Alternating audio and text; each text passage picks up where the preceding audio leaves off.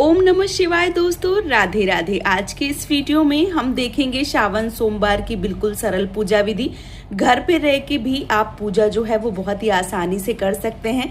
भगवान भोलेनाथ को प्रसन्न कर सकते हैं। और यदि आप प्रेगनेंसी से गुजर रही हैं, गर्भावस्था से गुजर रही हैं, मंदिर नहीं जा पा रही हैं, तब भी आप इसी प्रकार से पूजा कर कर भगवान भोलेनाथ को प्रसन्न कर सकती हैं। तो चलिए, बहुत ही सरल विधि से हम पूजा करेंगे, बहुत कम सामान में पूजा करेंगे।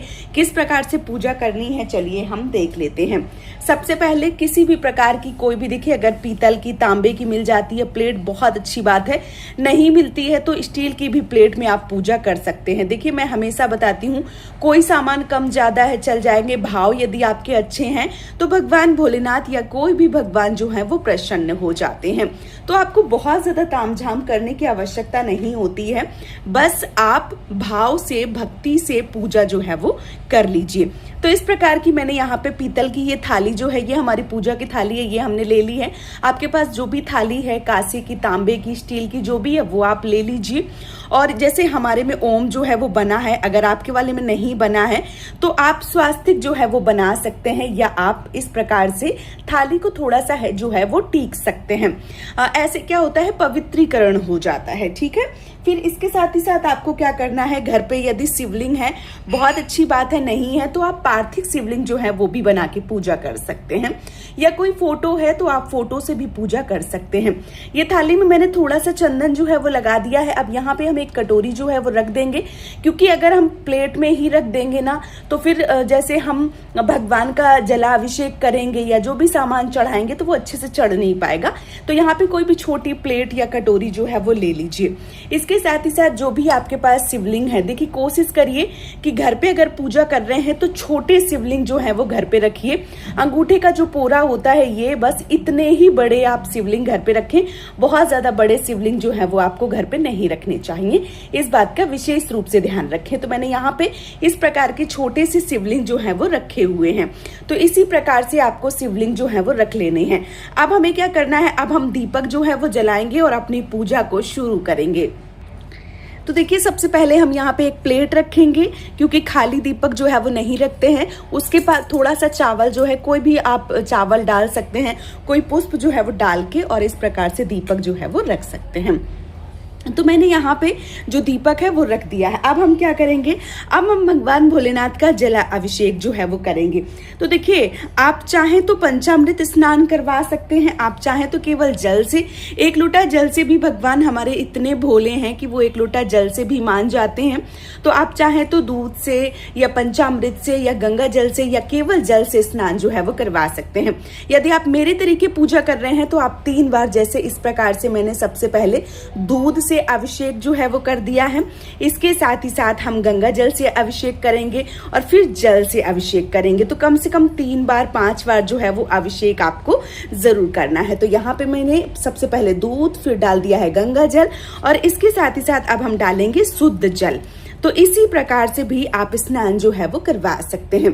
और जब भी आप दूध या दही जो है वो ले रहे हैं तो आप पीतल का या स्टील का, इस प्रकार का कोई भी लोटा, जैसे ये पीतल का लोटा है या ये स्टील का लोटा है, इस प्रकार का लोटा जो है वो लें। कभी भी आप तांबे का जो लोटा है वो ना लें, क्योंकि उसमें जो दूध या दही है वो नहीं डाला जाता, इस बात का भी विशेष रूप से ध्यान रखें।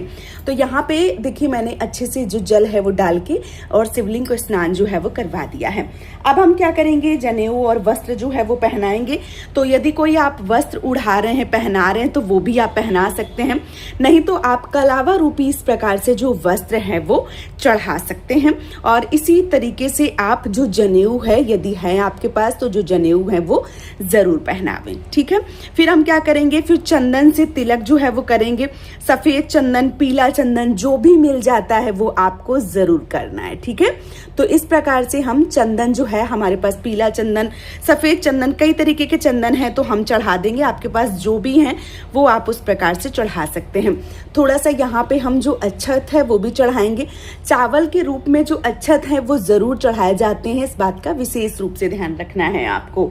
और यदि आपके पास काले तिल हैं तो वो भी आप चढ़ा दीजिए। ठीक है, तो मैंने यहाँ पे काले तिल, अक्षत सब कुछ चढ़ा दिया है। साथ ही साथ हम अपने दीपक का जो पूजन है वो भी कर लेंगे। करेंगे। तो इस प्रकार से हमने दीपक को जो रोली और कुमकुम या जो भी है आप चंदन वगैरह लगा सकते हैं। तो यहाँ पे हमने दीपक का पूजन जो है वो भी कर दिया है, साथ में भोलेनाथ का पूजन जो है वो भी कर दिया है। अब हम क्या करेंगे, जो पुष्प है वो समर्पित करेंगे। तो देखिए यदि बेलपत्र मिल जाते हैं बहुत अच्छी बात है, बेलपत्र जो है वो आप जरूर चढ़ावे। यदि नहीं मिलते हैं तो कोई दिक्कत नहीं है, ठीक है। जो भी सामान है उससे आप पूजा कर सकते हैं। तो बेलपत्र जो है वो यदि मिल जाते हैं तो 1-2 बेलपत्र जो भी है वो आप जरूर चढ़ावें, ठीक है। तो यहाँ पे बेलपत्र जो है वो चढ़ा देना है। फिर इसके साथ ही साथ जो भी पुष्प आपको मिल जाते हैं हम दीपक को भी पुष्प चढ़ाएंगे, और इसी के साथ साथ जो महादेव हैं उनको भी सफेद, देखिए हमें एक छोटा सा सफेद जो फूल है वो भी मिल गया है, लाल फूल जो है वो भी मिल गया है। तो जो भी आपको मिल जाए इस प्रकार से वो आपको फूल जरूर चढ़ा देना है। इसके साथ ही साथ जो भी फल हैं आपके पास वो चढ़ा दें। जैसे यहाँ पे सेब, आम का सीजन चल रहा है, या जो भी अभी बहुत सारे जो फल हैं वो मिल रहे हैं तो आप वो भी चढ़ा सकते हैं।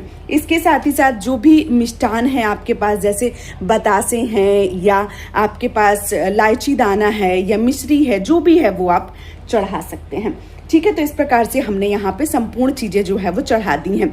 अब हमें क्या करना है, हाथ में थोड़ा सा पुष्प लेना है या चावल लेना है, और इसके साथ ही साथ हम क्या करेंगे, जो शिव चालीसा है उसकी जो पुस्तक है वो भी पढ़ सकते हैं, या भगवान शिव के किसी भी मंत्रों का जप कर सकते हैं। कुछ नहीं आता है तो ओम नमः शिवाय मंत्र का जाप जो है वो भी किया जा सकता है।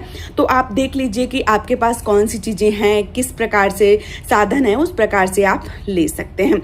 तो आप लेके और जो शिव चालीसा है उसका भी पाठ कर सकते हैं, और यदि नहीं है तो ओम नमः शिवाय मंत्र का जाप कीजिए। जितनी देर आप पूजा करते हैं उतनी देर आपको कम से कम जाप जो है वो जरूर करना चाहिए।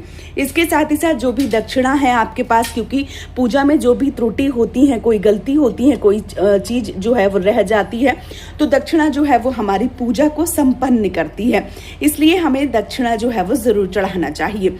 तो इस प्रकार से संपूर्ण चीजें जो है वो आप चढ़ा सकते हैं, और आने वाले सावन के सोमवार में जो पूजा पाठ है वो कर सकते हैं। लास्ट में आप चाहें तो कपूर की जो आरती है वो कर सकते हैं, और आप चाहें तो जो दीपक आपने जलाया है इससे भी बहुत ही प्रेम पूर्वक भगवान की जो आरती है वो कर सकते हैं। तो इस प्रकार से सरल तरीके से आपको पूजा करना है, और शाम का जैसे मान लीजिए सूर्यास्त के पहले ही ये सारा सामान जो है वो आपको हटा देना होता है। जो आपने जल जैसे थाली में जब आपने अभिषेक किया है, जो सामान बचा है वो सारा प्रसाद के रूप में आप सामान जो है वो खा पी सकते हैं। जो जल है वो किसी पेड़ों में डाल सकते हैं, तुलसी में ना डालें, बाकी आप कहीं भी डाल सकते हैं, किसी एकांत जगह पर डाल सकते हैं या घर के गमलों में डाल सकते हैं।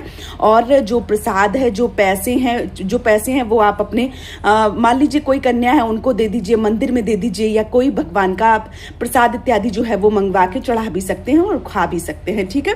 इस प्रकार से आप कर सकते हैं, और सूर्यास्त के पहले ये सारा सामान जो है वो उठा लिया जाता है, और हर सोमवार को आप इसी सरल तरीके से पूजा पाठ जो है वो कर सकते हैं। तो दोस्तों आप सबको ये सरल पूजा विधि कैसी लगी आप हमें कमेंट में जरूर बताइए, और यदि वीडियो पसंद आया है तो चैनल को सब्सक्राइब करके वीडियो को लाइक कीजिए। आज का ये वीडियो मैं यहीं पे समाप्त करूंगी, बहुत जल्दी मिलूंगी आप सबको एक और नए वीडियो के साथ में। तब तक के लिए ओम नमः शिवाय दोस्तों, राधे राधे।